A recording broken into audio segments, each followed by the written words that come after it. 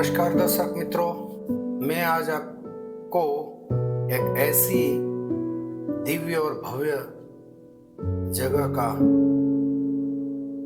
Visit कराने जा रहा हूं जो मेरी फेवरेट जगह है। यह है आर्ट ऑफ लिविंग के प्रणेता पूज्य गुरुदेव श्री श्री रविशंकर जी द्वारा प्रेरित यह श्री श्री गुजरात आश्रम जो गुजरात के आणंद जिला के वासद के पास महिसागर नदी के किनारे स्थित है।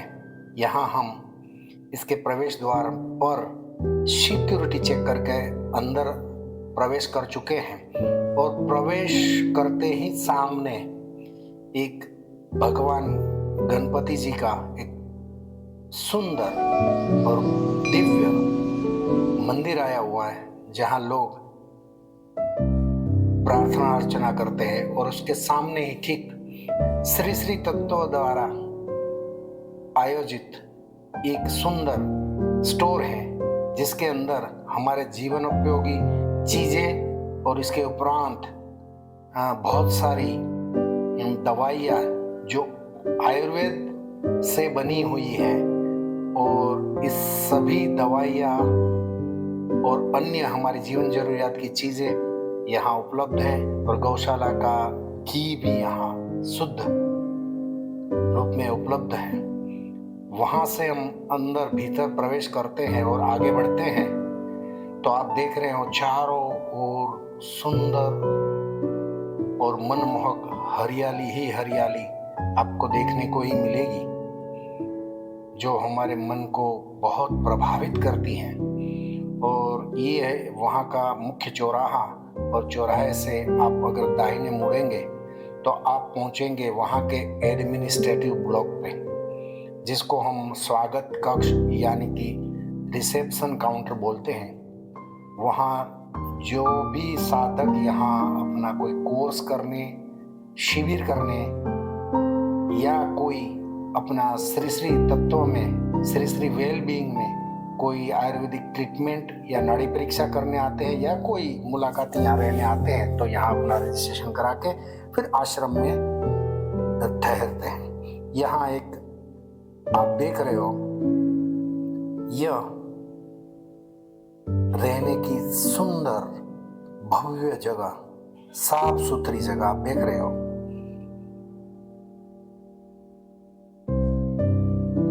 चारों ओर हरियाली से लेस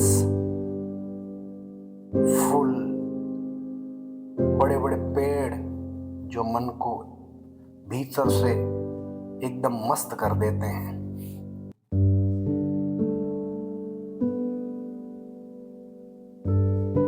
देखिए कितनी सुंदर जगह है जो हमारे मन को मोह लेती हैं और इस जगह पे रहने को हमको बार बार मन करता है। ऐसी चारों ओर हरियाली ही हरियाली आपको मिलेगी। यहाँ दूर दूर से साधक लोग आते हैं, यहाँ ठहरते हैं और अपनी ध्यान साधना, मौन और ज्ञान की उपासना करते हैं। इसलिए वो अपने व्यस्त जीवन में, अपने गृहस्थ जीवन में से थोड़ा सा विश्राम करने और मन की शांति के लिए यहाँ आते हैं।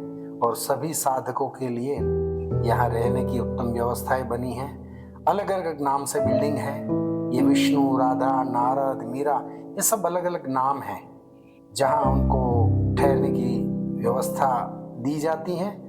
और आप सामने देख रहे हो कि साधक गण अपने कमरे में से अपनी साधना कक्ष के तरफ आगे बढ़ रहे हैं और बीच में आपको ये सब बंदर और वन्य जीवन, पशु पक्षी की आवाजें, पशु पक्षी और इतनी नीरव शांति के बीच उनकी आवाज सुन के हमारा मन मस्त हो जाता है। और वहां से हम आगे बढ़ते हैं तो ये हम पहुंच रहे हैं अभी गोकुल मेडिटेशन हॉल में।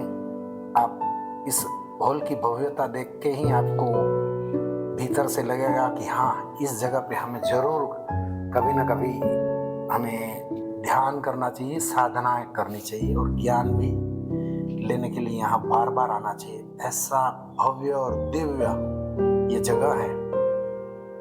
आप देखिए, सामने स्टेज पे गुरुदेव की फोटो लगी हुई है और वहां से हम आगे बढ़ते हैं तो चारों ओर रहने के कमरे, रहने की व्यवस्थाएं बनी हुई है।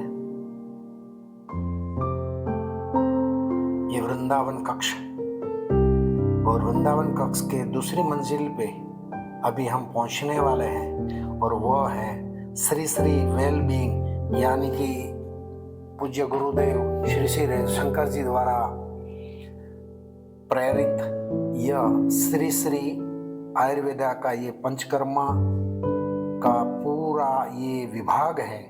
यहाँ दूर दूर से लोग अपनी नाड़ी परीक्षा करके और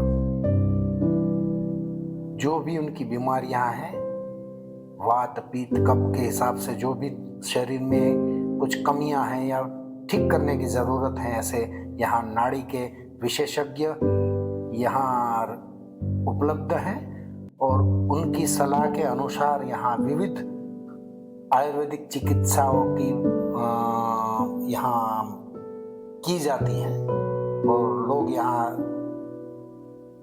ठहरते हैं और ये चिकित्सा लेकर यहाँ से ठीक होकर जाते हैं। आप देख रहे हो, ये श्री श्री वेल बीइंग का ये पूरा विभाग है। यहाँ पूरा स्टाफ है उनका और पूरी अपनी सेवा दे रहे हैं। वहाँ से आगे चलते हैं तो ये नए अभी मीरा के शयन कक्ष बने हुए हैं, जिसमें हम अभी अभी यहाँ ठहरे थे और चारों ओर बारिश के मौसम में ये यहाँ का नज़ारा एकदम अद्भुत लगता था। मुझे तो यहाँ बार बार आने का मन हो रहा है। ऐसी मनमोहक जगह है। और वहाँ से हम फिर से आगे बढ़ते हैं तो आप देख रहे हो कि यहाँ के जितने भी स्वयंसेवक यहाँ शिविर करने आते हैं, वो कुछ अपना समय आश्रम की सफाई और अन्य कार्यों में हाथ बटाकर सेवा देते हैं ताकि आश्रम की व्यवस्था और स्वच्छता बनी रहे। ये बुद्धा हॉल है।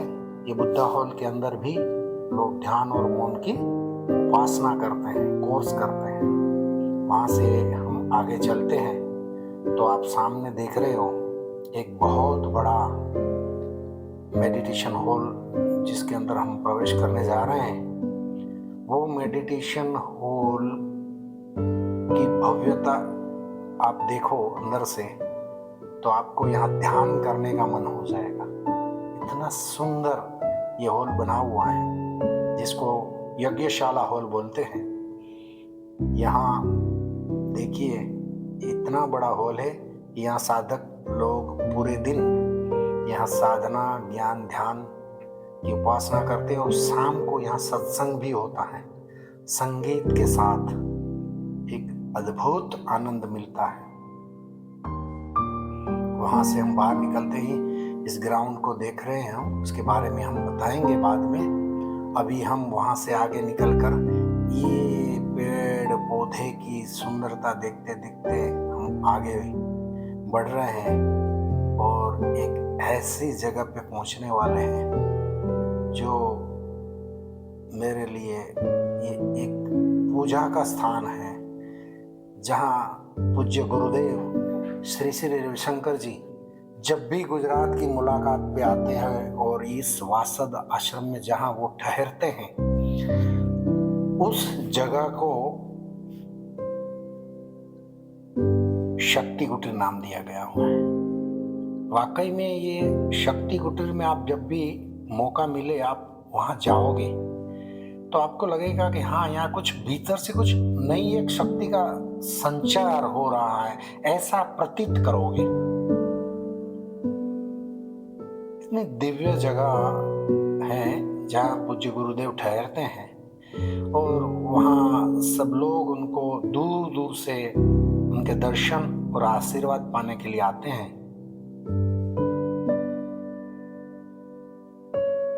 अब देखिए, और बिल्कुल ये ऊपर की ओर जो आपको जो एक कक्ष दिख रहा है, ये आवास पूज्य गुरुदेव श्री श्री रविशंकर जी के लिए एक अलग से बनाई हुई जगह है, जिसको हम शक्ति कुटीर बोलते हैं। दिव्य और भव्य चारों ओर पेड़ और फूलों से सुशोभित किया गया है। देखिए आप, यहाँ पूज्य गुरुदेव जब भी गुजरात आश्रम में आते हैं तब यहाँ ठहरते हैं, और उसके बिल्कुल बगल में एक मेडिटेशन हॉल है। आप देखिए, ये सर्वप्रथम मेडिटेशन हॉल बना हुआ, जब से यह आश्रम बना है तब से ये जगह सबसे पहले बनी हुई थी। ये पूज्य गुरुदेव के निवास के बाहर का दृश्य, जहाँ ये उनका प्रवेश द्वार है। आप देखिए कितना भव्य लगता है ना।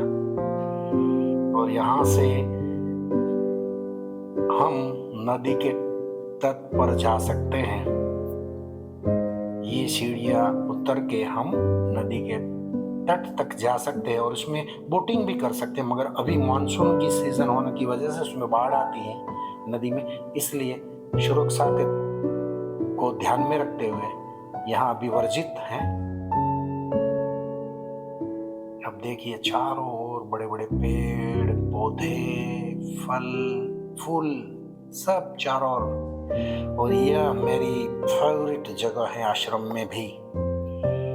यहाँ नदी के तट पर ये यहाँ बेंचेस जो रखी हैं पेड़ के नीचे, यहाँ हम जब भी समय मिलता है हम यहाँ इस कुदरत का नज़ारा देखने के लिए लालायित होते हैं। और नीचे की साइड में आप देख रहे हो, यह है छोटा सा एक एम्पी थिएटर है। यह एम्पी थिएटर में बहुत सारे टीचर्स यहाँ सुबह में योगा सेशन अपने साधकों का आयोजित करते हैं, और बहुत सारे लोग यहाँ अपना ध्यान करने भी आते हैं, और ये महिसागर नदी की सुंदरता देखने के लिए भी आते हैं। यहाँ बैठकर उनका लुत्फ उठाते हैं। यह सब आवास, जो भी टीचर यहाँ अपना विविध प्रकार के कोर्सेस लेने आते हैं उनके लिए यहाँ निवास बनाया गया हुआ है। यहाँ ये लोग सभी यहाँ लोग ठहरते हैं और अपने विविध हॉल के अंदर जाकर सभी साधकों का अलग अलग विविध प्रकार के कोर्स लेते हैं। आप देख लिए उनके लिए अलग से ये निवास व्यवस्था की गई हुई, बिल्कुल नदी के तट पर।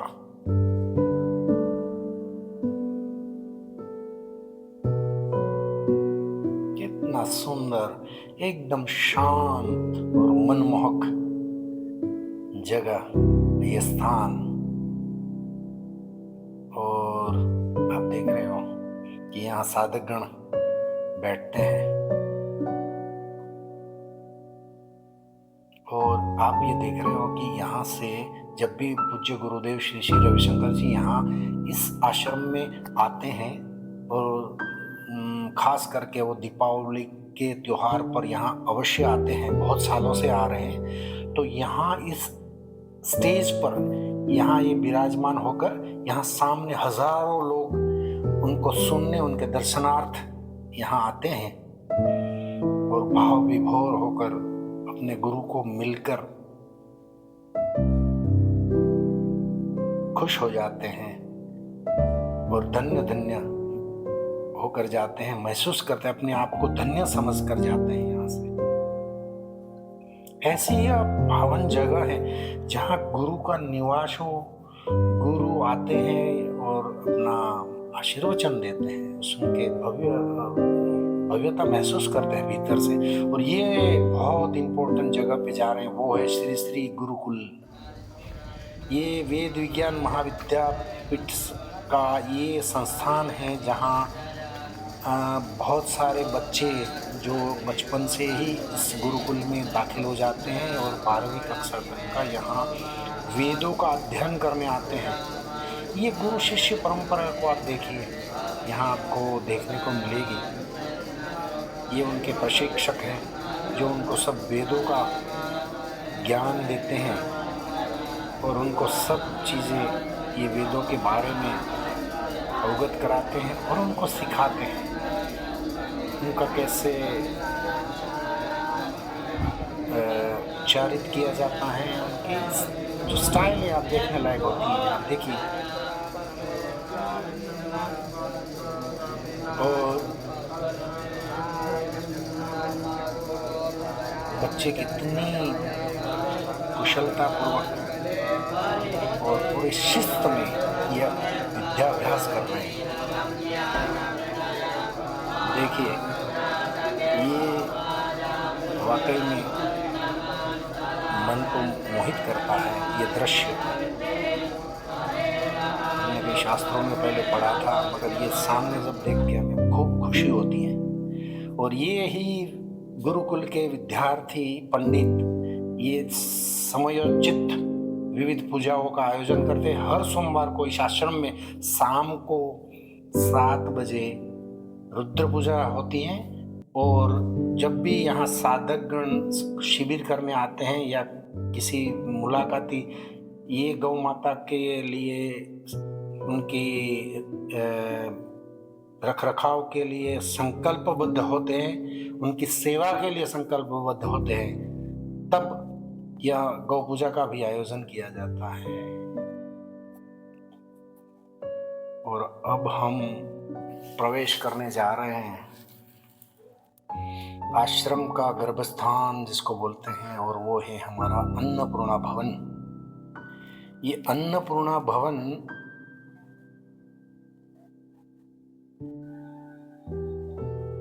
में सभी जितने भी आश्रम में लोग रहते हैं, साधकगण हो या उनके स्वयं सेवक या किसी भी श्री श्री वेलबीइंग में कोई ट्रीटमेंट करने आए हो या किसी मुलाकाती यहाँ अतिथि यहाँ आश्रम में रहते हैं, तो उन सभी के लिए यहाँ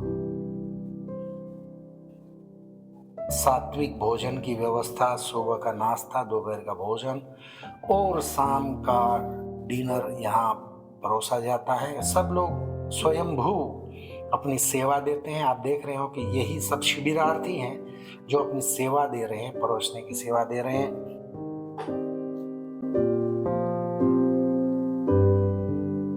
और जब भी उनका खाना हो जाता है, इसके बाद ये लोग पीछे की साइड में जहाँ वॉश एरिया है वहाँ खुद अपनी बर्तन, अपनी थाली वगैरह सब धोकर यहाँ सुखा देते हैं, रख देते हैं। आप देख रहे हो सभी स्वयंभू अपना कार्य कर रहे हैं।